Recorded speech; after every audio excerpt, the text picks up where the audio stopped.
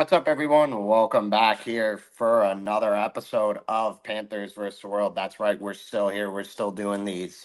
And just before we get started, right off, I gotta give a shout out to our producer Joel. Thank you for everything you do, man. You're greatly appreciated. Thank you for the help editing, getting us all going here. And yeah, thoughts are with you. With you right now in these tough times. So thank you, Joel, for everything you do. Appreciate it, buddy.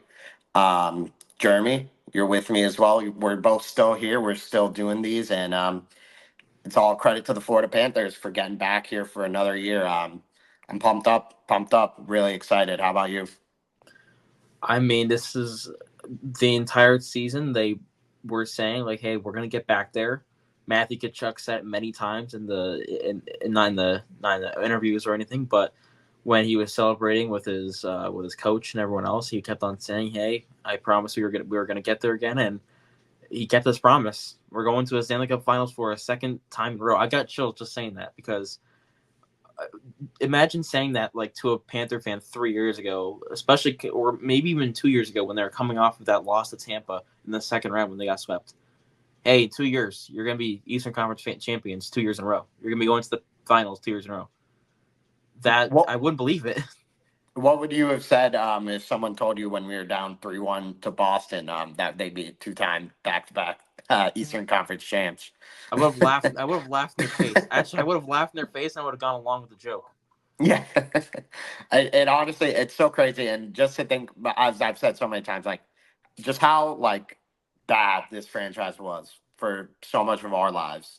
Like just growing up watching them, and I mean, and they were horrible. Like there was talks of relocation, just questions if the team will exist. They were barely getting people into the stadium. I mean, it's just crazy, and it's a full credit to Vinny Viola and the entire Panthers organization that they've just turned this around. And I mean, you could see now, like I think last year it wasn't talked about as much, but there's like the genuine buzz around this organization is you could taste it, you could feel it.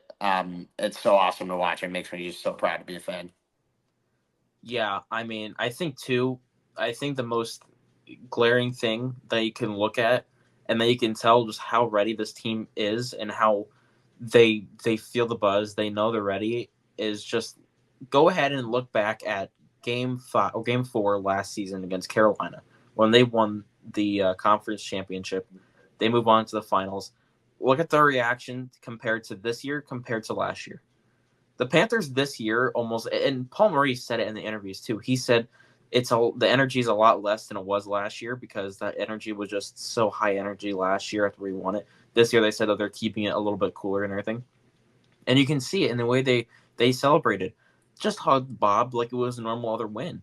You look at last year, they Montour bear tackled Kachuk onto the ice. Like you can tell the difference of, hey, we can't believe we just made it here to, okay, yeah, we're here. Now it's time to get the job done.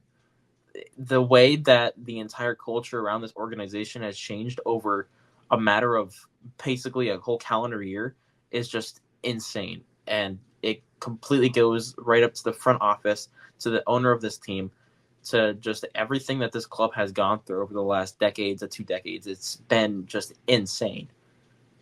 Yeah, it's solely this year. It's just a job's not done, unfinished business mentality like the whole way through the playoffs. And that's so awesome to see. And like now they're here, and like I have no doubt, obviously, it's going to be an emotional roller coaster still. And like they want it so bad. But like when you hear all the players talking, like you said, they're all basically saying like last year it was just they're just happy to be there and everything felt like it was such a big accomplishment. This year they expected fully to be here, and now that they're here they know they got a job to do.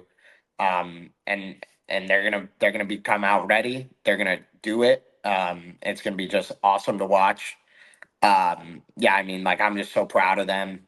Just amazing to see the turnaround from 2 years ago and then from last year to this year, just the full on belief for them to know they could do this. And I think they're going to leave no doubt to anyone that they are a bona fide just juggernaut. And you'd like to think they could be here for years to come, but I mean, like, folks, it's hard enough to get to one Stanley Cup final, let alone two, and then to win one is a whole different beast. Um, it's just it's mind boggling to think they're here right now. And the one thing I would say is not to take it for granted, because my God, I mean, look at the Oilers. The last time they were here was '06, and they were equally as bad as us. There's a reason they got Connor McDavid first overall, and had to build from the ground up. And we'll talk about it when we get into it. Now, I still want to give the Panthers more credit organizationally for just being here, but credit to the Oilers for doing this. I think as well, when they were struggling to break through and getting swept in the conference finals by Colorado, and no one thought they'd be here. And now it's just two teams who many less than 10 years ago could barely win 40 games. Yeah, I mean, this is just insane looking. I think this is honestly a perfect matchup almost. Not for a Panthers fan almost, because I think the last thing we wanted to have to do was face McDavid. But as we said before, we'll get into that later. But I mean, just looking at the Oilers, they haven't been there since '06, as you said before. That was against Carolina. They're now going ahead and having to face another juggernaut in Florida. And but if you look at just their recent years, it's been a lot of, okay, we're going to make the playoffs. Now we're going to get over the hump, and they couldn't. And it was constant trying to get over the hump with new coaches, all this different, lines that they're trying to try out. You had Draisaitl, McDavid, trying to see like, hey, you have these two superstars on one line. You have these guys who are putting up 120 plus points a year. Both of them, one of them might even hit 200 at one point with how good he's been. If you that should be enough to go ahead and make the final, to make the finals. It's just how good that combination is, and they couldn't.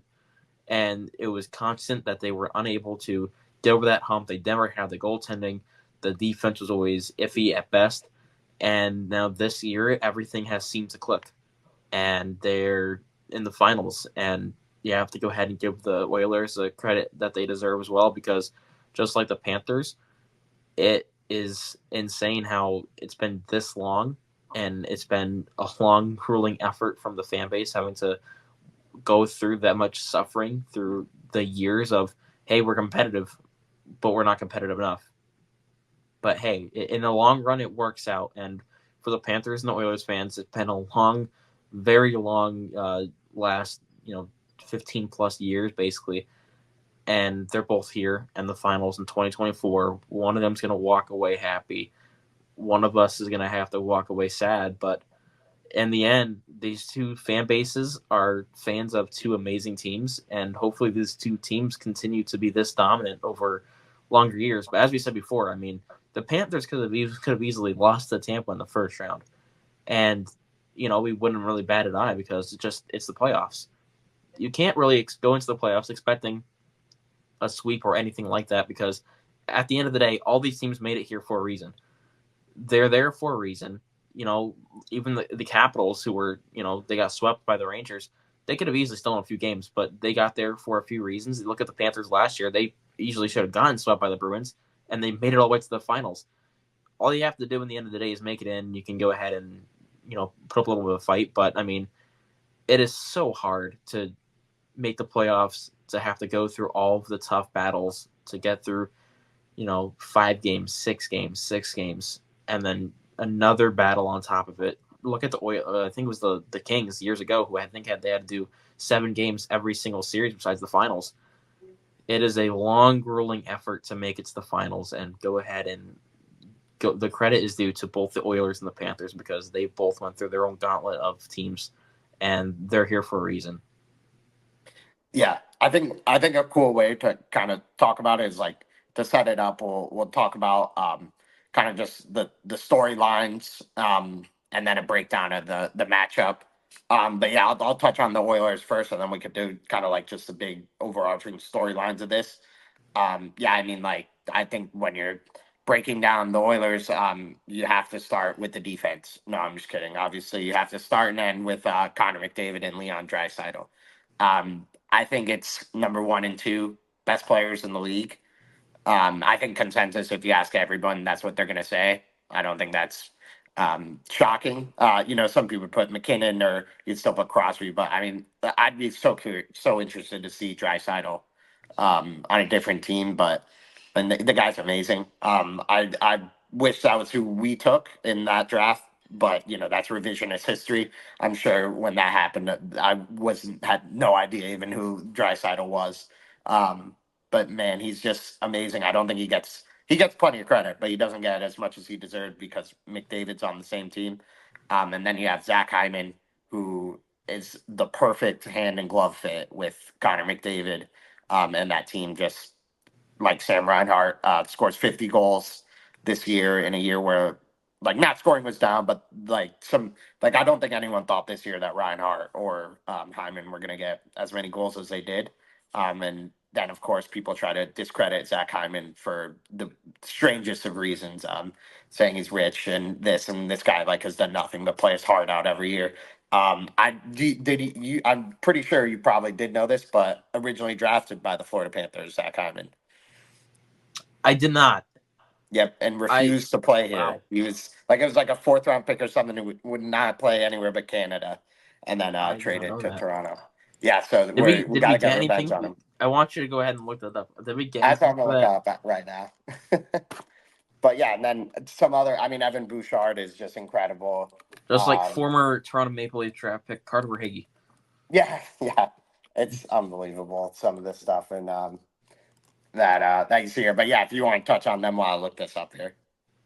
Yeah, I mean, also I think I love the point of the fact that Zach Hyman, he's not good, he's rich, Yeah. but I mean Hyman is just he's a wrecker in front of the net. He just I don't know how many Oh, we goals. got who this is a Panther I haven't forgot was on the team. Greg McKegg. No way, Greg That's McKegg Zach was your. Hyman and a seventh round pick for Greg McKegg. Oh man, that's kind of rough. Yeah, he was like a fifth round pick. I think it was number 110, but yeah, just refused to play. I think it was in America at all. I don't know if it was Florida per se, but I know he What refused year to was play. this? He was drafted in 2010. Okay, yeah, it was definitely Florida. He definitely loved that team. I am not playing anywhere in Florida. If I got drafted by the Panthers, even I would say I'm not playing back in Yeah. 2012, 2011. Look at their GM who was there for how many years? Good God, that team was bad. But I mean, that just kind of goes ahead and just shows how far we've come to the point where players would probably. I don't. Again, we don't actually know if it was a Florida thing or an American thing. But if actually, I could honestly see it both ways. But uh, the Panthers, with how far they've come, Nathan Horton too didn't want to play with the Panthers, and he Yeah. was our star. He was I don't so even good. think Burry probably didn't even want to play with us. I don't even think Ole Jokinen wants to even. He doesn't have anything to do with the Panthers anymore. He doesn't. He doesn't like us at all. Like, look at how far we've come. Our legends hated us, and now our current players love us, and it's kind of weird because it's insane how far we've changed that culture. But anyways, going back to that, Zach Hyman is a wrecker in front of that, as we were saying before. I don't remember how many goals he scored in total. I know it was like 52 or something like that. That might be Reinhardt's exact total, actually. I think that was Reinhardt's total. I don't remember how many 50. He had 54. Hyman had 54, and I think Reinhardt And had 52. I think it was 50, like 8 or 9. I don't think because I remember he was like it was like he gonna get 60 for a moment. But Hyman, I mean, he's leading the playoffs in goals. Like there's a chance that he could break the all time. A chance. I mean, the series would have to go long, and he'd have to really just be a force. But he could break the all time playoff record for goals, which is just unbelievable. I know. And it's I not like know. it's all McDavid, obviously. Not all McDavid. I mean, that's to take away some credit from him, and he's incredible. Yeah, 57 for Reinhardt. Yeah, that's insane. I mean, I know for a fact that Reinhardt had 57, and Yep. it's kind of cool too because if you look at how both players got to their 57, and you compare, you see definite like hot spots around the ice, and it's not. I mean, if you look at Hyman, it's clearly in front of the net. I think he had at least 30 plus in front of the net that were just crashing the net basically, because we just let Draisaitl and McDavid just do the damage up front and everything. They're probably going to go ahead and finish it off, but they can't. Then Hyman is right there. Just go ahead and bruise everyone up and go ahead and just put in the net because that's how he got 50 goals. He was, and it's not to take away either because you have to have a knack for getting to those spots in the ice, and he does. And that's exactly how Reinhardt does it. He has a knack for getting open on the power play. He had a knack for getting open in the right spot and just sniping it home this year. And it's really cool actually. Just go ahead and look at it because you just, like I said before, you just see obvious spots of, well, there you go. That's how we got there because teams couldn't stop their biggest skill, and I mean that's how they got there. And it's really cool to see when you go ahead and you do a deeper dive onto it. But Hyman was incredible. And if you also go ahead and look at the Oilers' defense too, Darnell Nurse has been there for a while, and he's been a mainstay on their defense. He's been a defensive anchor for them for a long time, and he's finally going ahead and getting playoff success along with McDavid and Draisaitl. And then you have Stuart Skinner, who just recently came to Edmonton a couple years ago, and he's been very iffy, but he's gotten a hot run versus the Dallas Stars, and has led the Oilers all the way to the finals now. And this could go one or two ways. This could go ahead and be a Swayman moment where you have a player get really hot right at the right time in a series, or like an Aiden Hill moment, or you turn into a Sergei Bobrovsky of last year moment where he has an insane run for a couple of series and then he dies off after a break going into the finals. So I mean, we're hoping, unfortunately, that's a 2023 Bob, but we won't know. But Stuart Skinner had a really good season a few years ago. He got paid in Edmonton, and that's the goalie that gets him over the hump. And obviously, to me, I thought maybe after just looking at this team, the first few rounds and a few, especially last year, I was like, man, they might need to overpay to get a goalie in Edmonton to go ahead and get them over that hump. And then Stuart Skinner was actually able to do it for them. So I mean, props to him too, because Edmonton's been dying for a good goalie for years, and he's had his own struggles this season, especially in the playoffs early on. He had the worst expected goals against average in the league. I think he was one of the only players in the playoffs at one point to be in the negatives of expected goals against. So I mean, there you go. But all he had to do was get hot against Dallas, and he led them to the finals basically on his back. Because even if you look at the last game in Game 6, Edmonton only had 10 shots on goal. I mean, Dallas dominated pretty much the last couple periods. So that's how you see it right there. If people saying the Panthers are going to easily sweep the series with Stuart Skinner, it's false, because all you have to do is have the goalie get hot, and he has. So we'll see how that works out. Yeah, I think in seriousness, like when you talk about the Oilers, like two things come to mind this year when you describe the 2024 Edmonton Oilers is resilience, and a willingness to finally play team defense, which in the past they were kind of run and gun, and then now this year you could really tell they've made it a focus to play solid, sound defense. They, and like much like the Panthers did last year, they finally bought into playing defense. Those 10 shots, and like they've done it a couple times this playoffs. Like when they get a lead, they just feel so comfortable just shutting the door, not even trying to score. I think it's because A, they trust their defense and goaltending, and then B, they know that if something goes wrong, they still have McDavid, Draisaitl, Hyman, Nugent Hopkins, Bouchard, Ekholm, who can go get a quick goal, and if they need to open it back up. So I think they're totally comfortable playing a low event style game. And then the other thing is the resilience. I mean, this team at one point they were dead last in the standings. I don't know exactly how many games in, but people were talking like they weren't even gonna they were gonna have the first overall pick. At a point, they fired their coach, bring in Chris Knobloch, who has just been a calm, steady force for them in the locker room, and made them just feel confident in themselves and really giving them the just the confidence to do what they need to do. And it's no mistake that they're here. You know, I mean, did they play the best team in the first round? No. Did they play in the second round? They played a team with the third string goalie, but they still earned every inch of ice, wanted in 7 games, and completely shut them down in Game 7. And then beat a Stars team who many thought was the best team in the league. And just from watching that series, it was 2-1. The Stars go up 2-0 in the game, and I was like, "What? The Stars are going to the Stanley Cup final." And then the Oilers did not look back from that point on. I think it ended up being like 8-1 goals. The next goal scored. I don't really know how to word that, but in this team is really good. Um, I it's I me personally, I've always liked the Oilers. I don't think it's controversial to say that you're a fan of McDavid or Dryside or anything.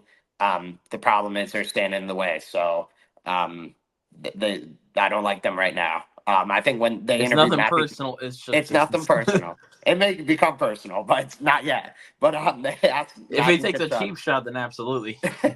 They asked Matthew Kachuk, they're like, "Do you still like hate Edmonton?" And he was just like laughed it off. I was like, "No, like, I don't, but like they're in the way now, like, and nothing's gonna stand between the Florida Panthers and winning the Stanley Cup right now. Like, it's sad that it's got to be them, but they're the ones standing in the way. So, you gotta do what you gotta do. But yeah, I mean, like, I think this is gonna be an interesting series, and we'll talk about it here. But yeah, I think there's so many interesting storylines and angles and everything. You got any other thoughts on the Oilers here, or you want to talk about kind of the big storylines of this? Yeah, actually, I kind of want to go ahead and touch up on the fact that, as we said before, when Kachuk in his opening interview when he first came to Florida said, "I hate Edmonton, but I hate Tampa more," and now he has a chance to defeat both teams in Crazy. one sitting, in one Him, playoff round. Bennett, Lomberg, like go This against these is guys all the time and yeah, couldn't this beat them. is this is crazy for this because I think the yeah Lomberg too. He was over there at one point. And you also have Sam Bennett, of course, who I think I saw one, and I saw a video earlier that was Sam Bennett killing a player who was in Edmonton back when he was in the Flames back in his number was 93. But and then Matthew Tkachuk being on the same line and then getting slew footed by Darnell Nurse, which was kind of funny to watch and everything. I was like, wow, this, the rivalry goes deep, and these are two players, these are two teams who, if they were the Flames, they hated each other back then. And of course, Matthew Tkachuk and Sam Bennett haven't met the Oilers in a couple of years now. It's been since before that trade. Well, for Kachuk, it's been since before the trade, right before that, and for Bennett, it's been years since probably before COVID, where they really met up each other and they had their own battles. But it's been a long time for them. I don't know if Bennett has any bad blood still because with how long it's been. And Kachuk, I'm sure he'd probably hold grudges because I feel like he's the type of guy to hold grudges. But um, he's gonna put his A game on no matter what. And now it's to prove that he still hates Edmonton. But yeah, I mean, as he said before, Edmonton, he's now McDavid's standing in the way, and it's nothing personal, but we have to defeat them if we want to win it all. And at some point, too, every other team looks at it the same way. So I mean, McDavid, with as good of a player he is and how talented he is, we don't want him to do it this year. No, not certainly not. Yeah, I think that is like kind of there's so many storylines. I feel like I don't know if that one's flying under the radar. But we got to give the media enough time. Like I feel like now since the game's still on Saturday, which is making me want to like crawl out of my skin that we have to wait this long for the game. We'll start getting more and more people run out of stuff to talk to and then talk about, and then they'll bring that up. But yeah, I mean, like I remember there's like Edmonton fans, just the turtle Chuck, they were calling him and all this stuff. Like they don't forget that, the fans. I don't think necessarily Panthers fans have any dislike for Edmonton or any of the players, but I'm sure that'll could change very quickly here. I think that's the Kachuk, Bennett, Lomberg. And I don't think I'm missing anyone, but never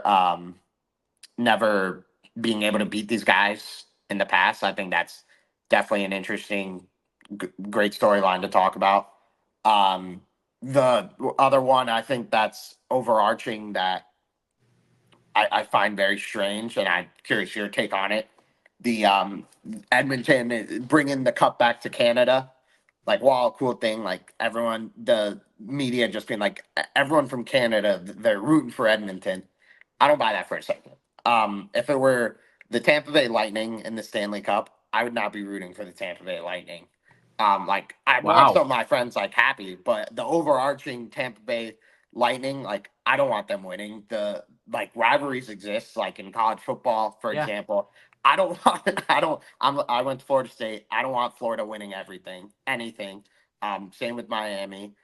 The NFL is the same. I guarantee you, ask a Calgary Flames fan, Vancouver Canucks who got knocked out, like Toronto. They don't want these guys winning. They don't want Edmonton to be able to hold over them. I find it so strange that's what's being talked about, like that all of Canada's rooting for Edmonton. I'm not gonna lie, I kind of disagree. And for me personally, it's because and actually I'll get into it too because I saw plenty of takes on this. But back in 2020, I've had a history. I own a Stamkos jersey. I'm not gonna go ahead and I'm not gonna be quiet about it. I'm not gonna keep it a secret. I have Lightning hats. I have Lightning jerseys.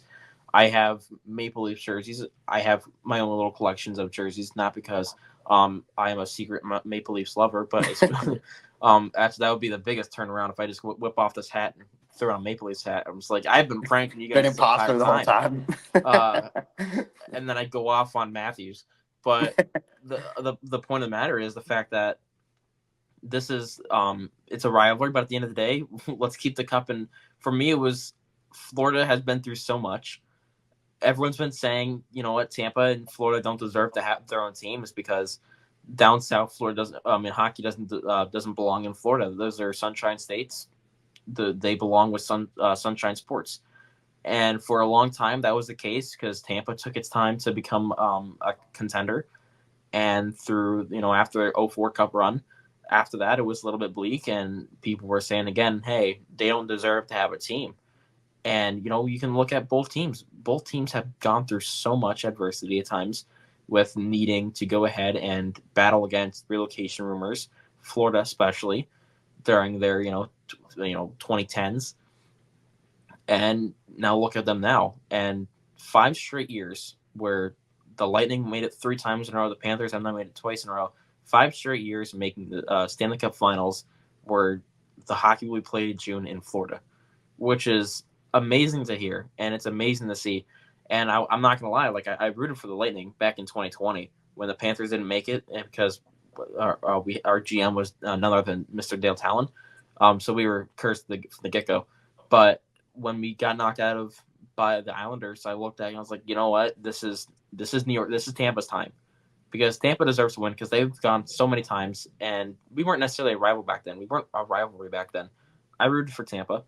And I can't go ahead and say that I definitely rooted for Tampa the year after that when they beat us, and then we had our official rivalry, and then they beat us, and then we looked at them, and I was like, oh boy, here comes Tampa. And I didn't really root for them then, and I didn't really root for them the year after that when they made the finals. Actually, you can go back on our tweets. I have a specific tweet that I made when the Lightning lost. I said, hey, the Lightning have finally lost in the finals, but what did it cost?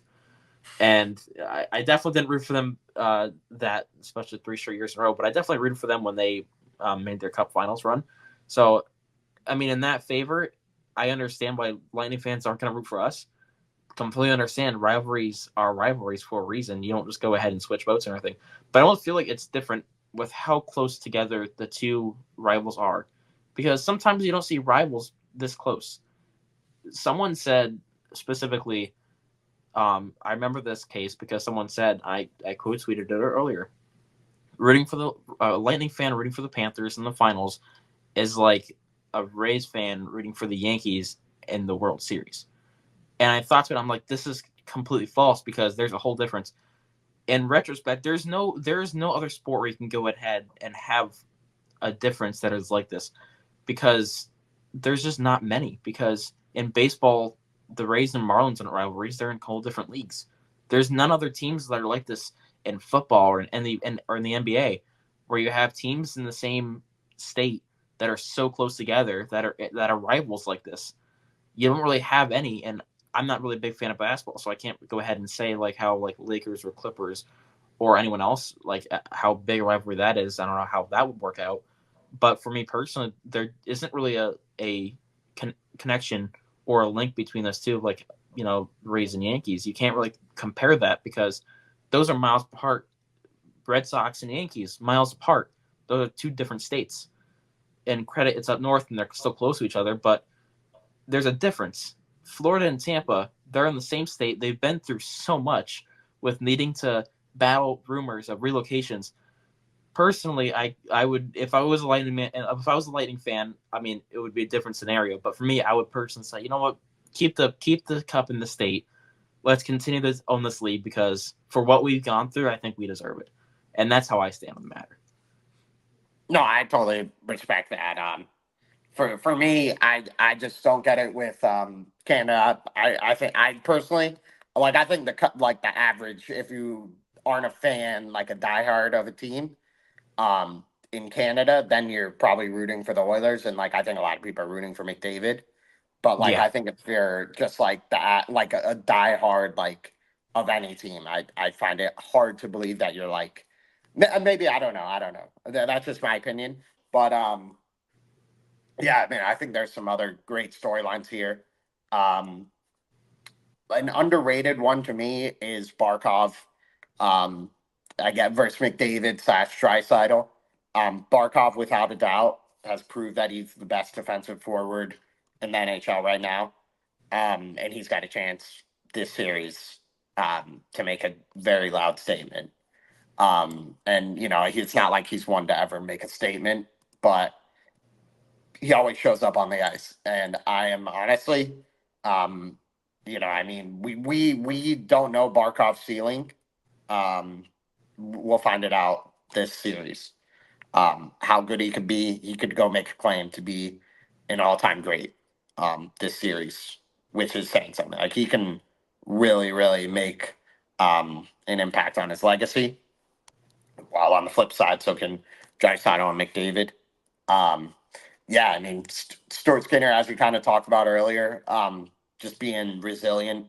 It's really since he got benched for I'm not sure if it was 1 or 2 games. I want to say it was just one has came back and been great. And he still has let in a couple like weak goals, and I don't even know if they're necessarily like weak. I think they're just unfortunate, but he hasn't he's given them a chance to win every game, and especially when you got guys on the ice who can pretty much score at will. He's been more than adequate enough to win. So I think the Stuart Skinner kind of storyline is a bit overblown. Like I don't think he's going to lose the series for the Oilers, in my opinion. While there is a possibility that he could just go full pumpkin and Calvin Pickard's playing by game 2 or 3 or 4 or something. Yeah, I'd love that. Well, I'd love it, but I don't think it's going to happen personally. He's been fine. Um, and then also like um, the Oilers penalty kill while getting all the credit. And it should get all the credit. It's at 94%. There's been one goal of it the playoffs. Panthers got to find a way to solve that. I think the real matchup in these playoffs that if you're like the two highest levels of in the NHL this year is the Oilers power play, which has been the best in the league for the past 5+ years, pretty much, versus the Panthers penalty kill, which this year has been arguably the best. I don't know if statistically it is, but I think you could say it's the best. And if the Oilers penalty kill wasn't at a historic rate right now in the playoffs, the Panthers power play, I believe, is number 2, and probably in every other year besides this year would be number 1. I think that's the real matchup you got to watch here. If the Panthers can make any can slow down the Oilers power play, which is at I think at 37% or something outrageous. Um, I think back to years ago, or maybe it was just last year, but I always thought that if the Panthers, I think it was just last year, maybe I thought this year too, but if the Panthers played the Oilers in the Cup final, they'd struggle because the Oilers power play is so good, and the Panthers take a lot of penalties, but they've really been so disciplined from the start of this playoffs on. And I don't know, if it depends what fan base you're asking. Because if you're asking the Rangers or the Bruins, the Panthers are paying the refs, and the league just wants the Panthers to win the Stanley Cup, and they have a, they care so much about the Panthers. I mean, please, people, like, go out and touch some grass if you think that's the truth. Um, so, yeah, I think the Panthers have just been Steve Dangle. disciplined.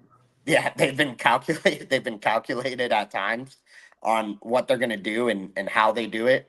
But this is a different beast. This is Connor McDavid who's going to get protection. You got to be smart with what you're doing, how you're doing it. There's kind of been in these playoffs to me. They haven't called much interference. Like you're allowed to do. I always find it interesting what they allow and don't allow in the playoffs. To me, they've allowed a ton of interference, and then also they've kind of allowed like you could do like something stupid, like I want to say like two times, and then the third time they'll just call you for anything. Like it'll be like a nothing penalty. Like I feel like they allow you a bit of leeway, but if it's happening over and over again, then they'll just be like, all right, like in their mind they just make up like next time I see anything, I'm calling it. I don't care what it is. So if that happens, I think the Panthers are going to be fine, but there's also a possibility that this Cup Finals gets um, a totally different lens on it from the referees. They could in game one be have a mandate that hey, we don't want this thing getting out of control. Like call a lot of penalties. Do this at the start, and then we're gonna see what the Panthers are made of. 'Cause I do think that the Panthers would be on the wrong end of that. The Oilers would probably get more power plays, but also the Oilers kill is amazing, as we've said. And Panthers power play has been fine. It's been good. It's been better than it has in the past. It's definitely improved drastically in the past 2 years in the playoffs. But I don't know. To me, there's just something about it still that it doesn't look good for a lack of a better word. Something's just off about it. It's not like polished. But yeah, I think special teams are no secret. They're going to play a big part in this series. Yeah, I agree. And actually, to me, what you said earlier, I think, in my opinion, the biggest story heading into this series is gonna be Barkov versus McDavid. And you can also go ahead and say Reinhardt versus Draisaitl. You can go ahead and say that. It doesn't matter. I think it still holds true. As many stories have already pointed out, Twitter, everyone on social media has already pointed out, the one of the biggest reasons why the Panthers are even here in the first place is because that first line held down their stars. If you look at round one, Kucherov, I don't think Kucherov didn't have a goal. In round two, Pastrnak only had one goal, I believe. And round three, Panarin only had one goal too. And look at round three again, Kreider only had one goal. And that was on a breakaway, shorthanded. It was really insane how much Barkov has been able to just hold down the stars and held everyone accountable, and it's been insane just how good and on a whole different level Barkov has been this entire playoff run. And you can look on an offensive side, you can look at his defensive side. He won the Selke for a reason because he is the best defensive forward in the league, and it's not even close in my opinion. And he's been proving it again all playoffs long, and I really think he can do it again. The only issue is he's never faced anyone like this before. Panarin's amazing. He's not McDavid because there is only one Connor McDavid, and that is Connor McDavid. And if you can hold him down, I think all of a sudden, as you said before, if he's able to bring the cup home to Sunrise by holding down Connor McDavid, if the Panthers win on their own, that's a whole different story. But if he wins because he was able to shut down Connor McDavid or that line in general, this changes the story on Barkov. I think he easily could be up there for one of the greats of all time, and his career's not even halfway over really. And that's how big this moment is for Barkov and the Panthers in general. Because I think heading into the series, I think the best matchup there is going to be Barkov versus McDavid. You have the best defensive forward in the league versus the best offensive forward in the league. It is the unstoppable object versus the immovable object. Or I got that wrong, but the unstoppable force versus the immovable object. Yeah, you know what I'm saying. But that's what it is, and if you look at it for a total, it's the entire teams too. It's not only the Panthers. It's not. I mean, it's not only Barkov versus McDavid. It's also the Panthers versus the Oilers. The Oilers have the best offensive forward group in the league. Basically, the Panthers have one of the best defensive groups in the league. There's a reason why these two teams are matched up in the finals because this is so perfect. And at the end of the day, we're going to see who is the stronger force here. Is it the offensive juggernaut or is it the defensive juggernaut? And we're not going to figure it out until Saturday. And this is easily a series I could see going 7 games because one day it could go ahead and it's going to end in a sweep though from the Panthers. That'd But be a lot better for my mental well-being. but man, but I didn't realize I had plans for games 5 and 7. So I mean, if just to go ahead and get on my time, I'm gonna need the Panthers to finish this up early. good. But I would not mind that. but just real quick. So yeah, I think I don't know what. Well, for the Oilers, I think if the Oilers win, it's like 95%. I want to say that Connor McDavid wins the Conn Smythe. Maybe the more like for him not to, it'd have to be like Leon Draisaitl would have to have like every timely goal and have like 20 points in this series or something. Like he'd have to do so much.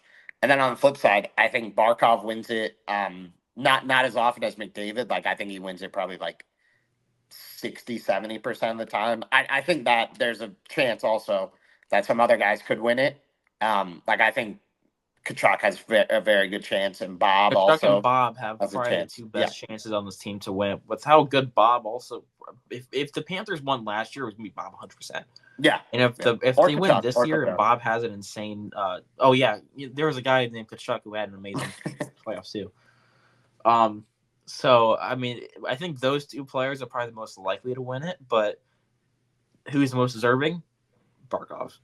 Yeah, I think it's like if defense wasn't. I mean, I'm not gonna say lame, but like people are like defense isn't as sexy as offense. So, Yeah, but yeah, so I think that's the bottom line. But like, I mean, the one who would deserve it, like if he can go out here and I don't think stop is a word that's possible when describing playing against Connor McDavid.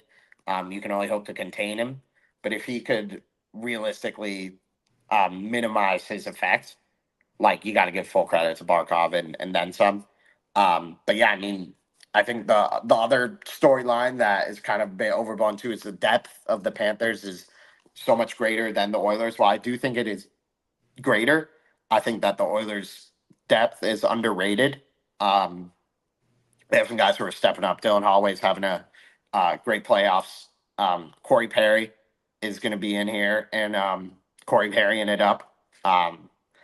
He's going to be hilarious to watch these playoffs. And the Corey Perry Cup losing streak is going to continue for another year.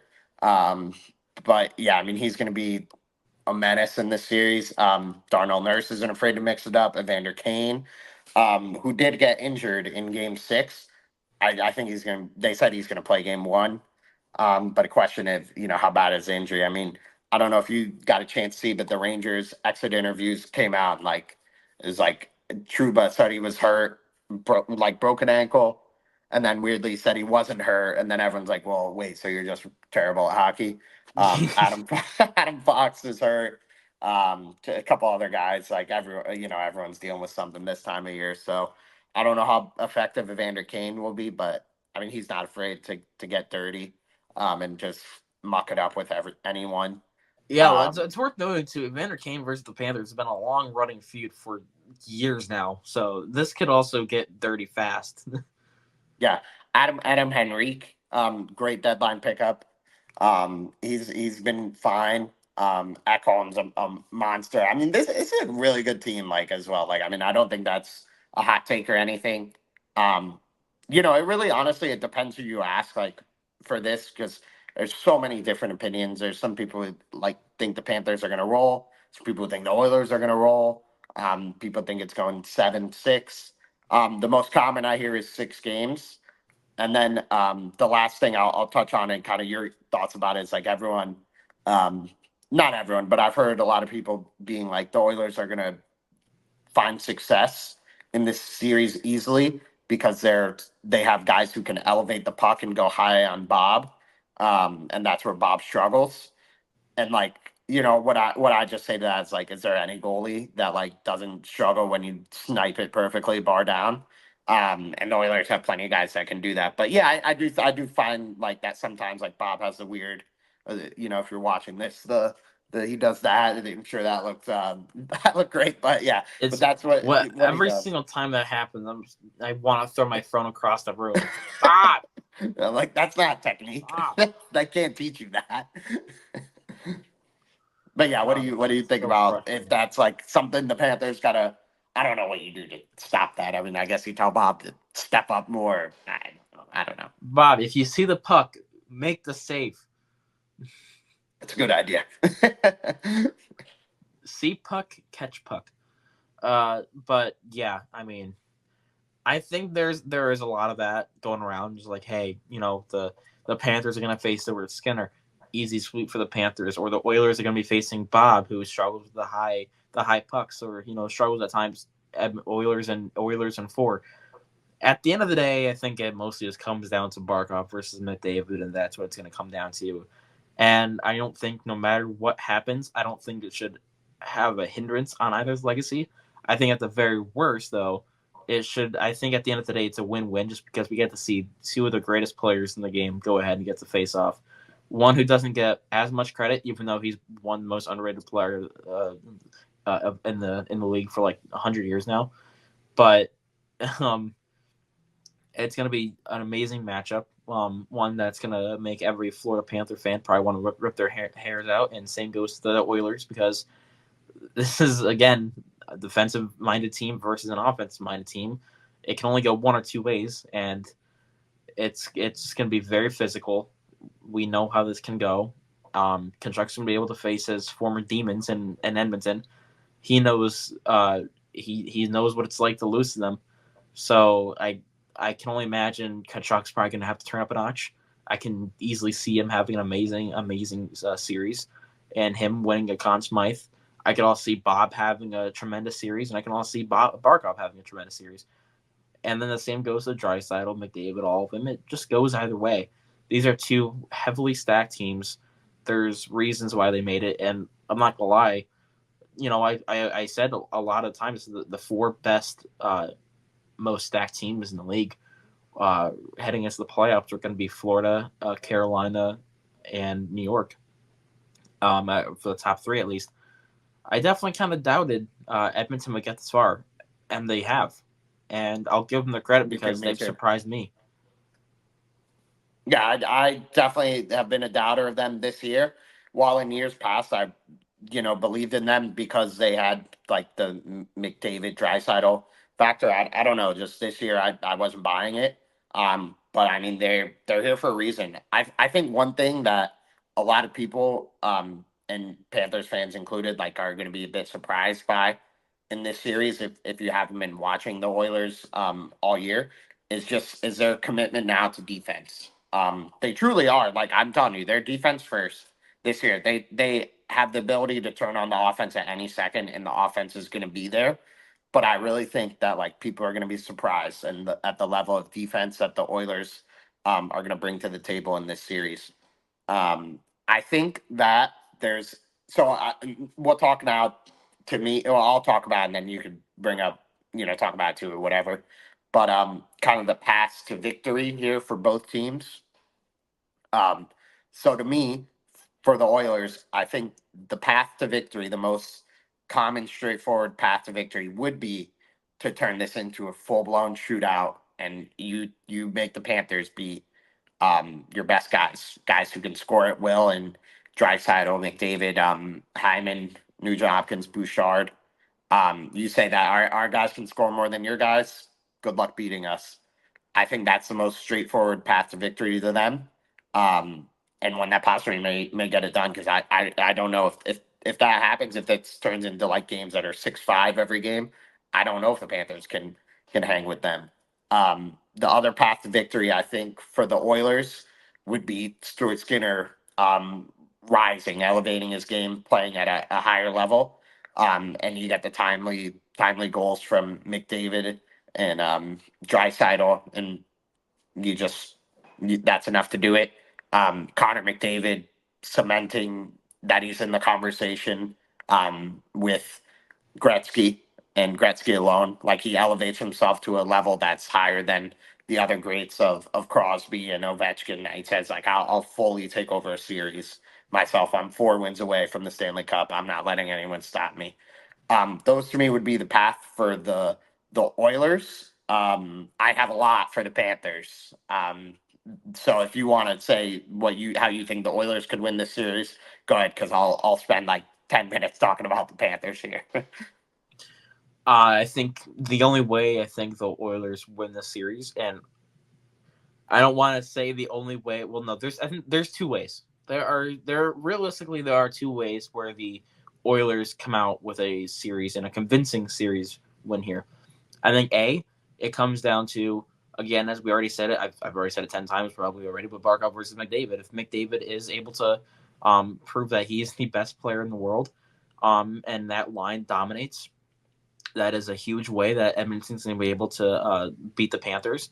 And I think the number two way that the Oilers will be able to beat the Panthers is going to come down to Stuart Skinner. Does this hot streak continue? Because we already know how it looks when a goalie can just get on a hot streak and just run it into the finals. Bob wasn't able to do that last year.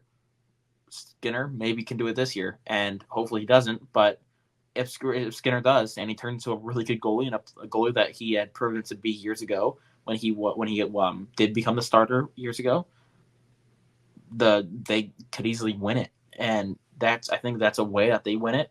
And then if you want to go ahead and look at the Panther side, there's many ways, as you said, you can spend 10 minutes looking at the ways they win it. Their offense turns a notch. Their defense is able to shut down McDavid. Bob turns back to form.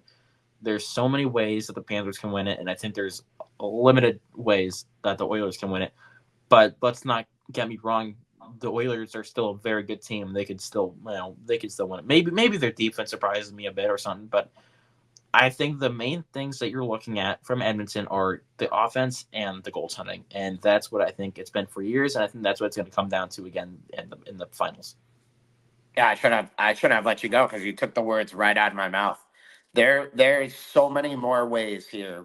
The Panthers have so many more paths to victory than the Oilers. I think the Oilers have limited paths. They don't have zero. Like last series for the Rangers, I thought their only path to victory was Igor fully going scorched earth, and I mean he pretty much did, and they still didn't win. Um, but yeah, I mean, the only other, in addition to what you said and I said, I think if the special teams for the Oilers, they completely stop the power play and then are clicking on the power play and are getting a bunch of goals, they can win also that way. But for the Panthers, Bob can go get hot and completely take over the series. The defense can be unbeatable. Barkov can contain and or stop McDavid. Don't think he is, but think there's a chance he can contain him. Um, Draisaitl gets frustrated by the Kachuk Bennett line. Um, the Panthers offensively turn it up a notch, and the Oilers don't have enough to go. There's probably a few others I'm missing here.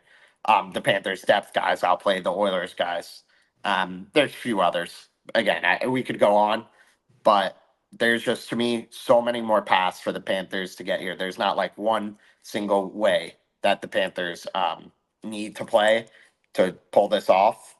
I think they could do it in multiple ways. In addition, if I could remember what I was gonna say here, no, I can't. But yeah, I mean, generally, just I think the Panthers have so many options here of how they can win this series, and yeah, I think it's going to be a great watch. Oh yeah, okay. The last one I was going to say, Panthers just can stop Edmonton's special teams. The flips, Panthers can score on the power play and stop Edmonton's power play. It's another common path to victory. I feel like. Um, yeah, I mean, any other thoughts, or we want to talk our picks for the series, X factors, surprise players, all that. Let's go ahead and I think we should go ahead and I think it's time we should go ahead and get into the picks, and I hand the floor to you. All right. Well, no surprise. I'm not even gonna take the drama out. Your Florida Panthers are gonna become first ever in franchise history Stanley Cup champions, and they are going to do it in 5 games, 5-6. I'm gonna say both, but if I have to pick one, I'm gonna You're gonna say do it the in B five. route. That's what I did last time. That's what I did last time. I was gonna say Panthers in 5 versus the Rangers, and then I had flashbacks of when we were really confident against Boston, and I was like, oh boy, 6, 6. No, I do think I think the Panthers are going to be too much. I think they're just going to wear them down as the series goes on. I think the break is going to be good for both teams. Better for the Oilers, to be honest with you, because I think game one and probably game two and so on, McDavid, Drysdale are going to be playing 30 minutes a night. Like they're going to be playing the entire game, and I think if this goes in a 7 game series with everything on the line, can they do it? Like can they not get tired? Yeah, totally. And they have a week off, but I just think the physicality of the Panthers, them being so close last time, them knowing what it takes, all those cliches, they're gonna do it. They're gonna do it, man. And I'm gonna be so happy, probably crying, and we're gonna have a parade here in South Florida. First off, I'm just gonna before I get into my picks, I will tell you this: if for whatever reason I'm not crying, it's probably because I'm just in shock. I would be I listen. crying a I lot cried. if we win. If we lose, I will not be crying. But if we win, oh my god, I'll be crying so If much. we lose, I'm gonna be the biggest baby in the world. Are you kidding me? If I have to sit here again and watch the team lose Oh, a second year in a row, oh that to man. me is just the defining moment and of what's got them here. Just and I think that does it for so many teams in hockey in general. Like getting there and losing is such like it sucks so much. But I really do think that it makes a difference in the long run.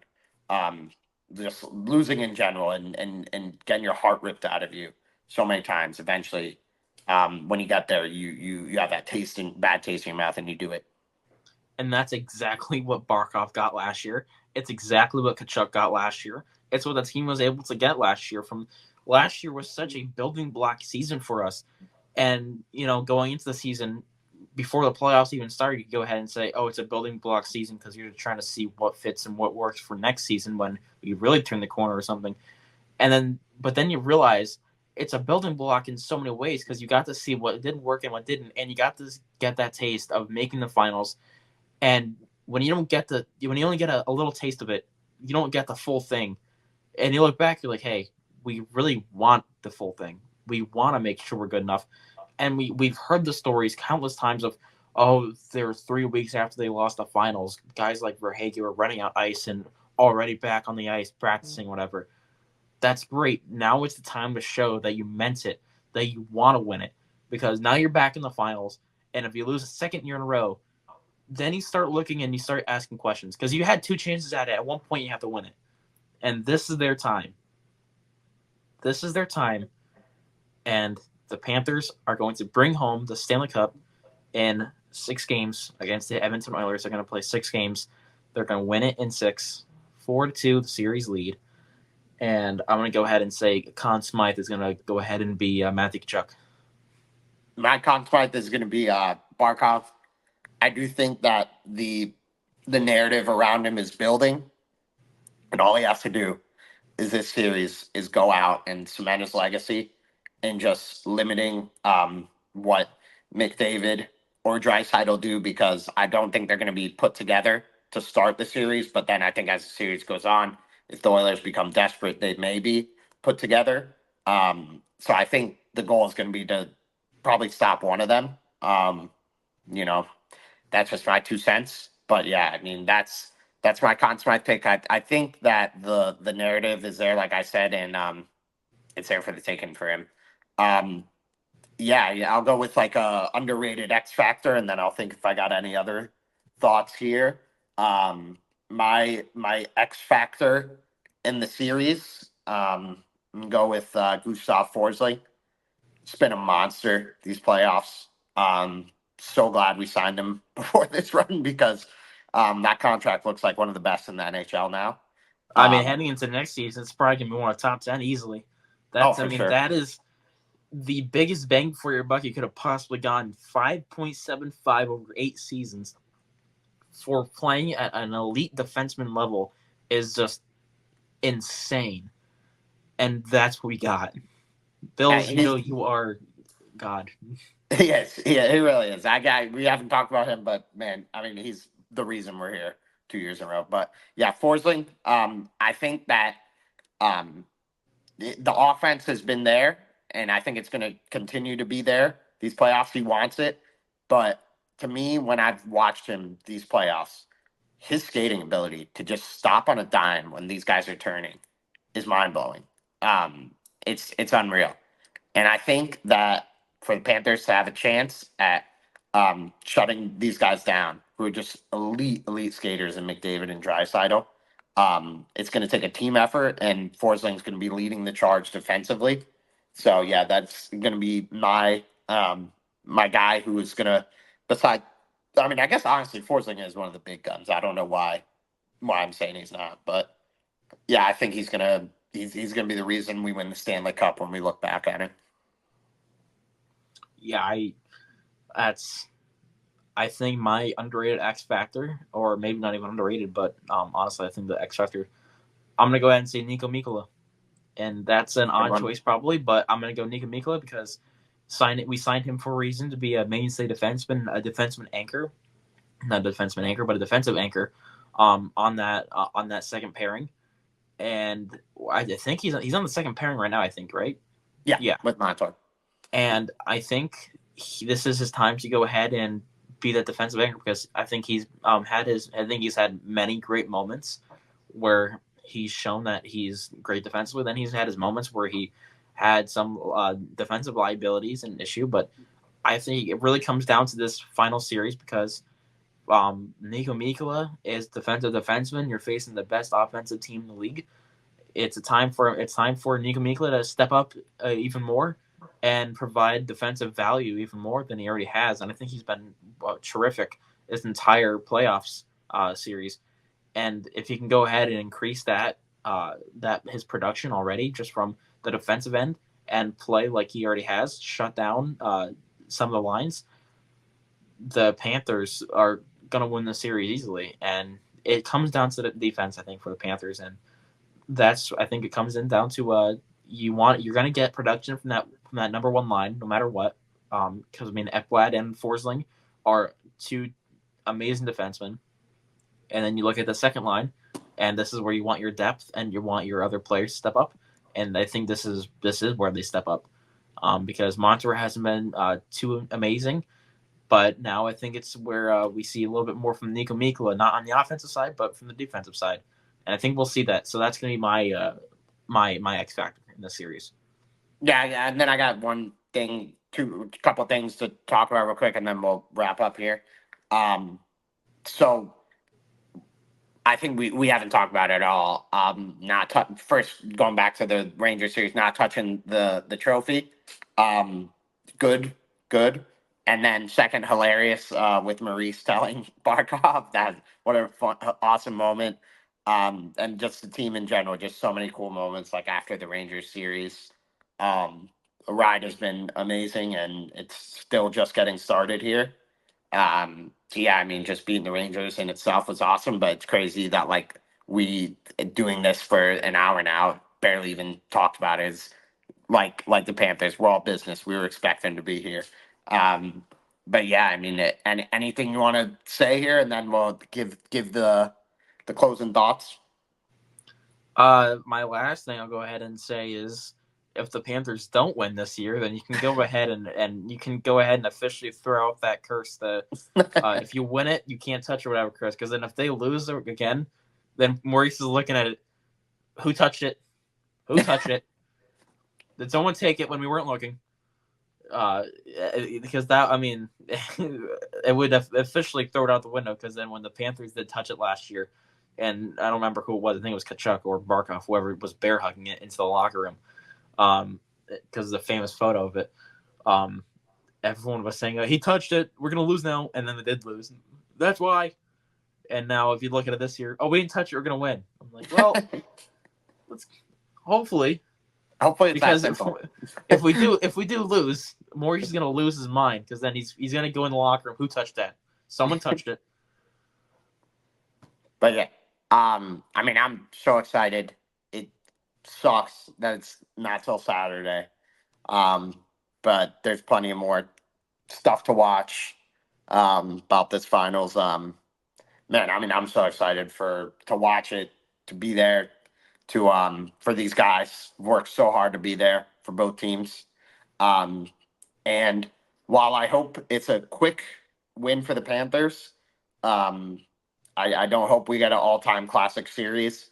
I do think that's a possibility. We But were I don't so know if I can close to take getting an that. all-time series against New York, Yeah, honestly. and thank God we didn't. Yeah, no all-time series, please. Just a quick Panthers win, um, and then we celebrate. That's the plan. Yeah. Anything else? No, I think just I think I'm just so excited. It's We made it last year, and it didn't feel like it was long enough. And we're back again this year, and this already this playoff. Just thinking about it, just we had Tampa and everything, and that was stressful. And then we had Boston, that was very stressful. And then we had New York, and that was ultra stressful.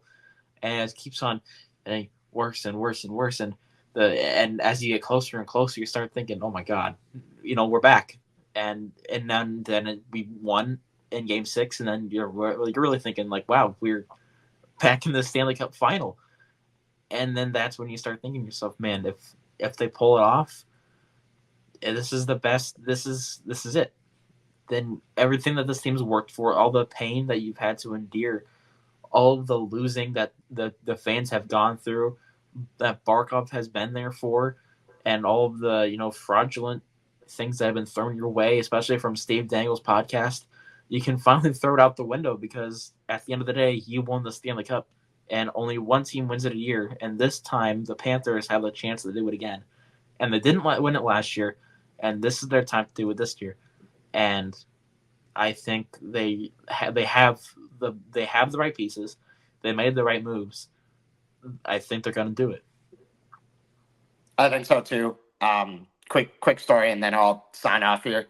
Last year, when Eric Stahl scored the first goal against Oh Vegas, no, that's when that's when I hit. I'm like, holy shit! Like we were gonna win that. We might win this thing. Like it felt real then. I was like, oh my god! Like I could taste it. I could taste it at that point. it I'm sure felt that'll real happen for again. all about 5 minutes. Yeah. And then it was ripped away. And then I think they went up like 2-1. I was like, I was just devastated. I was like, it's over. I And then I Duclair got it. remember I remember exactly where I was. I remember where I was for Same, that entire run. same, That was same. like the first time where I can go ahead and sit back and say like I was there for that moment. I remember exactly where I was for Game 6 against Boston, Game 7 against Boston. I mean, pretty much all 3 rounds I was in the same exact place in my house, standing up because I couldn't sit down because I was so nervous.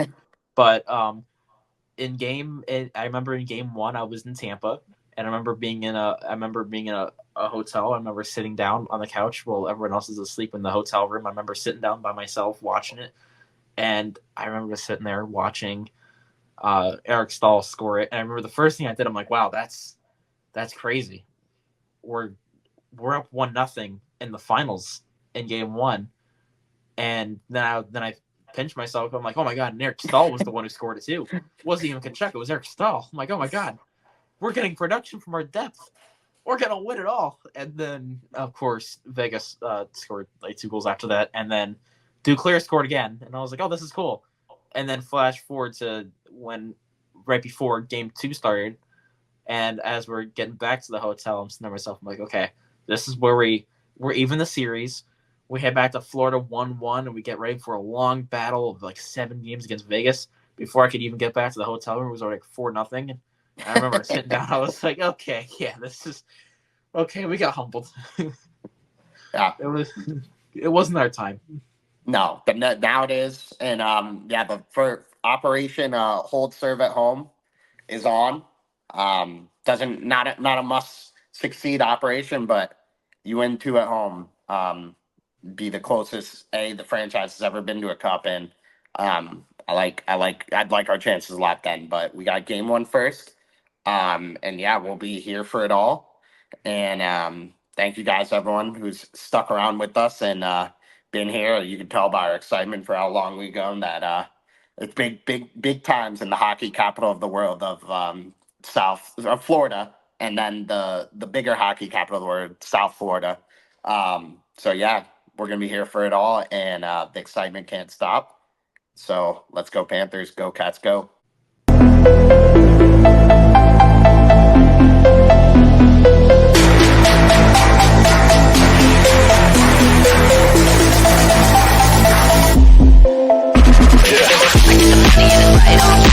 Yeah.